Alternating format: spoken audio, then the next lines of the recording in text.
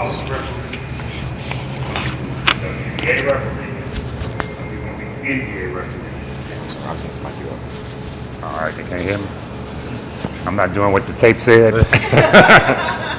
So, whatever your goal is, then you have to figure out what is it going to take for me to get to that goal. Then you'll know the steps you need to take, the processes you need to take, and you stop wasting money because you'll only go to the camps that will get you there. You will meet people, and you will only put yourself in position where you will be around people that will benefit you with the knowledge they can give you. You will be able to meet different mentors and find out how they can help you. So have realistic goals, and then once you set your goal, then you can sit down with Vern and the other staff members and say, hey, I want to get in, I want to be a varsity referee in the city. What do I need to do? And then that's when you start planting those seeds for success. 78? Yes. So going back to the beginning, talking about the rules in your Bible, what was your routine? Yes, the crews that's working, I'm sorry to cut you off. Crews working the first game, go out, please. Coaches and captains meeting. What's your number, Noah? Take that earring out, kid. Y'all gotta have the earrings out. Share your teammates. Right. So, give me one for Capers. I know this Marshall. Right. Okay, okay. All right. As long as he got it. Okay, I didn't know. I got so Marshall. I got him. I'll give you a little bit on my background. When you talk about knowing the rules, knowing the game, being around referees. My father refereed in it. You don't know yet. I'll sign you all the games. It's not time yet. And then I played. We're gonna So sit right I here. knew, I thought I knew a lot, but I didn't. But I had a foundation for it. So there are some people that just love reading the rule books. The way they study, they get it. They read the rules, they understand it, and they can apply it in their mind. For me, I read the case book. I mean, I read the rule book, but I read the case book, and I'll go like, for us, like I'll go to away from the play, or I'll go to instant replay. And then what I'll do is I'll read the rule and study the rule, and then I'll go to the plays in the case book, and I'll, based on what I know. And then after I go through those plays, and I'll go back and read the rule again. So when you ask, like, I usually read the rule book even now. I probably read it an hour a day, 3 or 4 days a week. And it's the same thing over. I mean, the rules, one thing may change a year, but I never stop reading it, because right when you let your guard down and you're not consistent in it, then boom, that happens, and you don't know how to apply it. And then you hoping for your partners that they know it. See, I don't depend on other people. I depend on me. Yes. Stand up, sir, and give me your name. That's what we're doing. Jerry Sargent. What was that other handbook that you had? I was referee for this one. Yeah, I didn't see. I talked about this one. Yeah.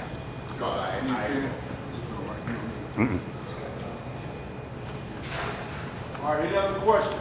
Stand up and give me your name. Mike, I'm wondering, like, what challenges do you think you faced as an NBA ref that you probably learned the most from, or you would like to share, I guess? I like that question a lot, because I've learned the most from my mistakes. Okay. You know, plays that can you curse in there? Plays I fucked up. And that's where I learned the most. Situations that I did. I'm so frustrated and upset about them that I'm up, all right? No, but that's where I learned the most. And then again, like, I'm such a student of the game. I'm always watching games. Always, like, I'll watch some out here and be like, I wonder what I had called it. I'm always looking to learn. And if I see somebody make a mistake out here, I don't sit there and say, oh man, they messed up. What I say is, how would I handle that situation? I always want to know, how would I handle. So I give you a perfect example, which I preached the whole playoffs after the first round. They had a play in Detroit where Tim Hardaway Jr. took a three, and the basket was here, the lead was here, the shot was here, and I can't remember who the defender was, came flying by on this side, and the lead was right there, and he hit him, and they miss it, and they lose the series. So, and they lose the series. They lost the series because it happened at it was the last second shot. So I was like, man, what could they have done different? So because when you're here and that shot is taken there, I started saying, all right, 3-point shots that are taken and you are on the opposite side of the shooting arm, how do you handle it? The next week, I was in Boston and Derek White, I was in the trail and Derek White took a shot and I went up because I'm refereeing wrist to elbow to see if we have a point of contact. And I go up and now all of a sudden he kicks out and the defender comes, Josh Hart comes out and I was like, what the fuck just happened? And I didn't blow my whistle because I didn't have certainty on what happened. I thought he was trying to get me to bail him out. And then I hear a whistle from the league, and my partner called it. So what I learned from that is whenever that shot is taken and your partner is not on the same side as that shooting arm, help him. And I preached that the rest of the way throughout the playoffs. And we never had a problem with that again. We picked up a couple plays that wouldn't have been picked up. So you got to be a student of the game. Back up from what you just said. Wait, what did you just say about when the shooting arm is up? What did you say about the position? Okay, so we have a set of guidelines on what we look for. All right.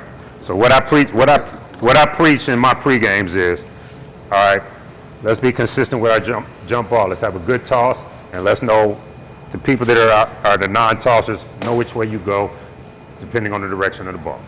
Start the game right. Start the game ready. Then you get to your lead position. Lead. We have what's called a 3-foot posted up. So,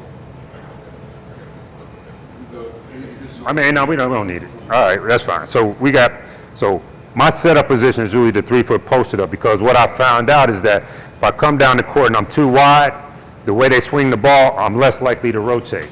So when do you rotate? When the ball comes to a stop or a pause, right? Is that what you guys? Okay, once the ball settles. So if you start here and the ball settles, what are the chances you're going to rotate? Very little. So what I want to do is I want to always have dependable rotations in the league. So what I say is if I'm here on the setup and the ball is coming up the same side of the court as the center, then I can go down, close down to the lane line, and once it settles, I got a solid rotation. All right? So yesterday we were talking about IHSA and the guy that's in charge of IHSA, and he was saying you should run here, and they got the 3-point spot, 3, 2, 1, and I stopped him. And that's the reason why I stopped him. I explained to you, if the ball is over here, we're not going to the 3 spot. We're going directly to the 1 spot. Okay? When the ball, you just hear what I'm saying. When the ball is on this side of the court. Yeah, because it's on the center side of the floor. Right, but Kate just said you got to get ready to rotate. If you got a post-up action here, you got a shooter coming over here. In the NBA, we talked about this. The lead takes the corner. High school, the trail has the corner. So we got to get over there and help. If it's a drive, so we got to. That's why I had to correct him on that. So think about this. If you use this position as your starting position, the ball comes up this side of the floor, all I do is take a step back. There you go. I can't lose starting there. But I can lose starting here. So I always want to get in a dependable position on the floor. I don't care if I'm in the lead, the slot, or the trail. So I'll tell my partners, okay, we got it here. We know that, okay, help me out if this is not what you do. Drives to the basket. Whose primary is it? Lead. Why? Because the ball is inside free throw line extended. All right? So, but this is the problem. It sounds easy. But then when you go from nobody in the paint to 5 people in the paint, you got to be able to help. So everyone has to know their primary defender. So I always talk to my guys about, all right, play comes to me in the lead or you in the lead. We want to get a first whistle to the lead. The lead doesn't have it and we have a crash and you think it's a foul, we should have a cadence whistle or a secondary whistle. So we have that. The only other thing the lead really has to worry about other than out of bounds is if you have a center side drive. Help me out if this is not what you all do. the help defender comes over, the lead has that help defender. Yes. All right. That's high school, college. All right, cool. All right. So now, slot center to center. Center to, let's say the ball is going that way. So basket here or rebound here. You have to go with a purpose, and you have to understand the pace of the ball. If they're pushing it out, you have a hard outlet, you got to get up the floor. If there's defensive pressure, you have to have an awareness, and you have to go at a pace where you can help the new trail out. So now we get up here. So we have a dotted line, but the setup position is free throw line extended, whether you're on that side or this side in the center. You always have the latitude to go to what we call the upper tip of circle or the bottom tip of circle. The plays that the center eats up are any curls into the lane, because if you have a trailing lead, the player's going away from them. So you eat those plays up. They take elbow jump shots right here at the elbow. You're in the center. Who has the best look at to hit on the arm? Center. The ball, I'm sorry, Kate, because we talked about this yesterday. In high school, the trail is lazy. So he's not closing down. Trail is here. So he's too lazy, he's not closing down enough to even get this free throw elbow shot on the elbow. We got the center got to get that, but the secondary would be the lead. So because the lead is looking right at that as the lead. If Clarence the lead, he can see it as well. He don't even see the ball, how it gravitates to the rim. It didn't make it, oh, something might have happened here. So he got to have that. So that's what you got to keep in mind. so the last thing I'll share with you in the center for you is that ball is coming up the center side of the floor. When does the center pick it up? There's a primary official. Ball is coming up this side of the floor. Okay, so you're in the center. Ball comes across half court. If there's no defensive pressure, you're in a good position, right? If it's defensive pressure, what do you have to do in the center? You have to get to a position where you can referee the defender. Now, I understand what you're saying now. You're assuming it's a fast break or a long pass being thrown on the floor. That means the trail is still in the backcourt. So the trail can see that the ball is maybe in this area going to the front court, and the center is maybe slightly in front or slightly with that player here. But the trail is coming from back here, so the center has to pick that up because he can see everything right in this space. The trail is picking up the backside of anything that may happen. Okay, until the trail can get into the front court. Now at that point, that's when you go into your primary responsibility. Okay, that makes sense? No, wait, hold on. So are you saying that you're changing your position in No. the way you want? No. You stay same. So let's say Wait, 1 second. All right, we have lead, trail, slot, right? Now we have a transition. We have a change of possession. You're going down the floor. What are you in? The exact same position, right? So now you have the slot, you have the trail, and you have the lead, right? How is the only way you're going to change your position on the floor? Oh, I'm sorry. When I said position, I didn't mean change to the lead or the trail. I meant change your position in the way you're looking. Is that what you're saying? you Like mean if like this, more like turn. Okay, so you know what? I'll tell you what we do. So Young lady, sorry, I got to get you. here's the sideline. We'll make this the sideline. The basket's there. I'm in the center. He's bringing the ball up. He's nearing midcourt. I can see in the peripheral, my peripheral, that the ball is coming up. If it's defensive pressure and it's coming in the front court, I'm going to look over there. I got to have an awareness that it. So, because right now, what is happening? I'm refereeing the middle of the pack.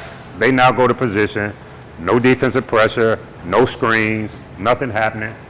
Where's my action area? You always want to be aware of where the action area is and then ask yourself, is it in my primary? Because what you don't want in that situation, the trail is way back here. The player's coming across half court and he's the center, standing there. You don't want the trail trying to make a call right here. The center's right there looking at you. Make sense? Okay, so that's what we're talking about. Just being able to extend your cover. See, because that's the one thing. Anytime that there's a full court play or like a fast break, we're extending that diagram. We're just extending it full length of the court. That's all we're doing.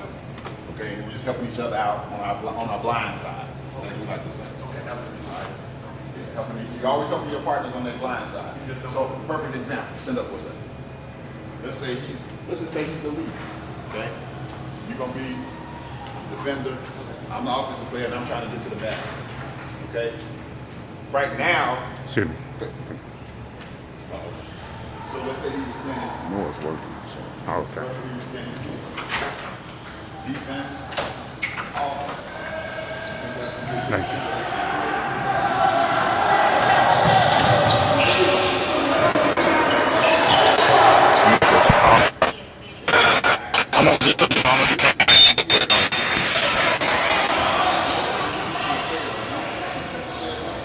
That means you stop the straight line. You got a straight line. You can't see through this person to see the offensive person. Make sense? You can stand up for a second. Okay? So he's going to be on offense, he's on defense. Okay? Doesn't matter where the trio center lead, doesn't matter. Okay?